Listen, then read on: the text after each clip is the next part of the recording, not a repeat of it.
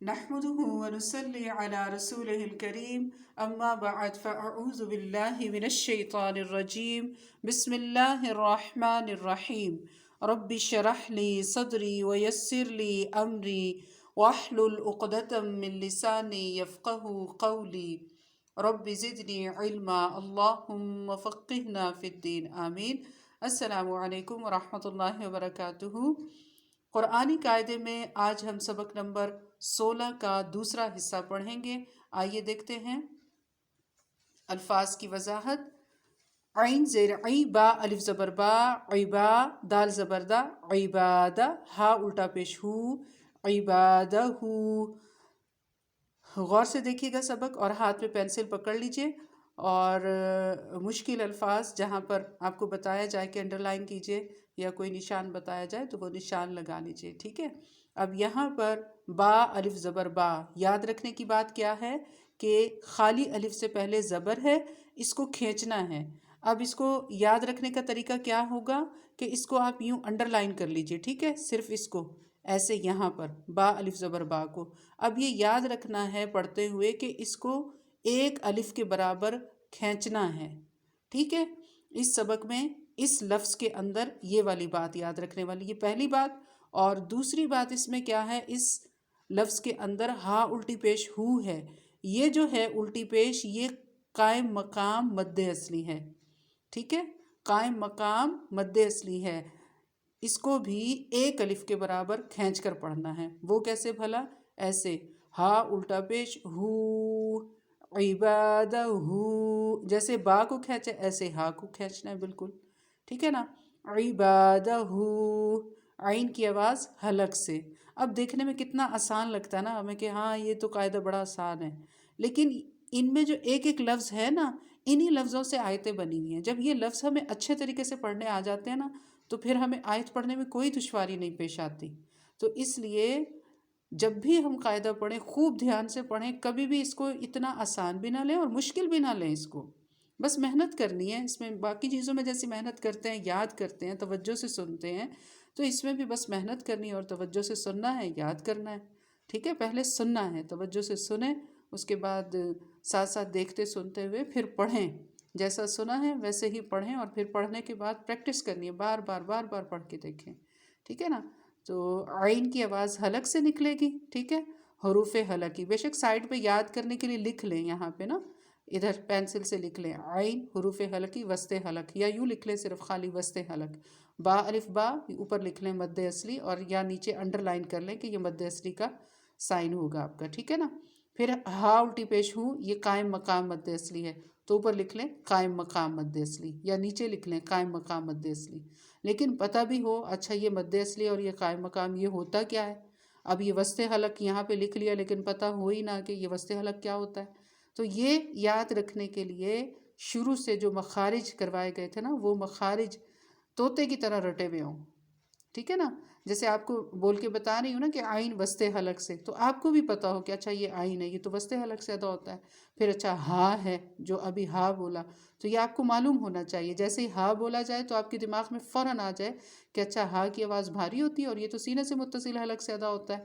جب یہ چیزیں آپ کو دو چیزیں پہلے سے معلوم ہوں گی نا، مخارج معلوم ہوں گے آپ کو، اس کے بعد پھر یہ جو رولز ہیں ان کو اپلائی کرنا آسان ہو جائے گا۔ اتنی سی بات ہے، ٹھیک ہے نا۔ عین زیر عی، با الف زبر با، عبا دال زبر دا، عبادہ ہا الٹا پیش ہو، عبادہ ہو۔ فا زیر فی، صاد کھڑی زبر صا، فی صا، صاد کو خوب موٹا کر کے پڑھنا ہے اور سیٹی والی آواز آئے گی، اور لمبا کرنا ہے ایک الف کے برابر۔ کیوں؟ کیونکہ یہ قائم مقام مد اصلی ہے۔ فا زیر فی، صاد کھڑی زبر صا، فی صا، لام پیش لو، فی صالو، ہا الٹا پیش ہو، فی صالو ہو۔ جیسے صاد کو لمبا کیا ایسے ہی ہا کو کریں گے۔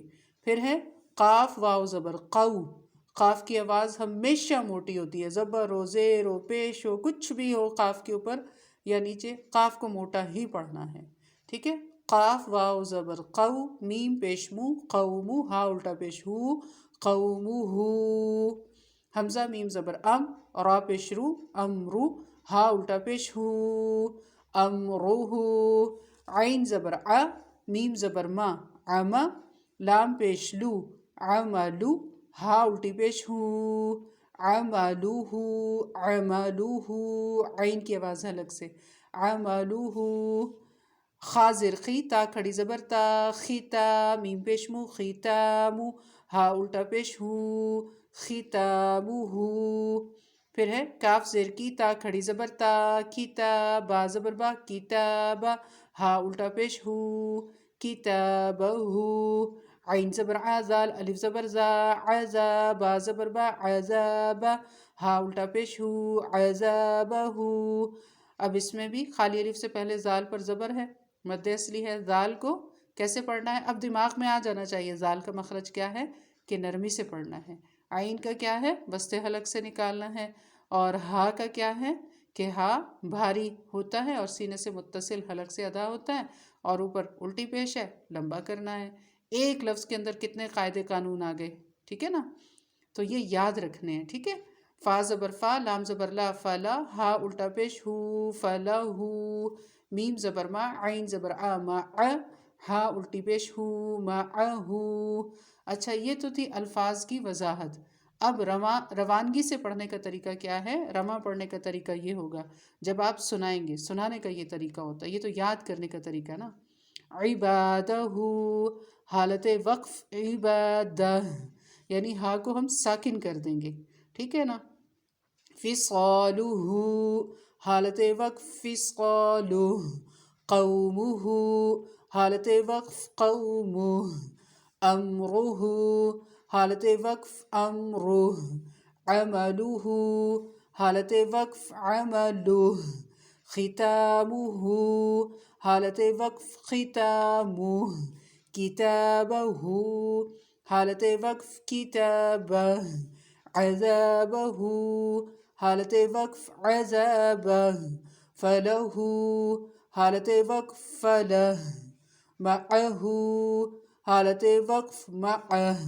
बस इतनी सी बात, कितना आसान सबक है, समझने की बात है, इसमें जब समझ लेंगे तो आसान हो जाएगा, ठीक है। बाकी आइंदा इंशाल्लाह, आज के लिए इतना काफ़ी है। सुब्हानक अल्लाहुम्मा व बिहम्दिका, नशहदु अल्ला इलाहा इल्ला अंता, नस्तगफिरुका व नतूबु इलैक। आमीन सुम्मा आमीन। वस्सलामु अलैकुम व रहमतुल्लाहि व बरकातुहू।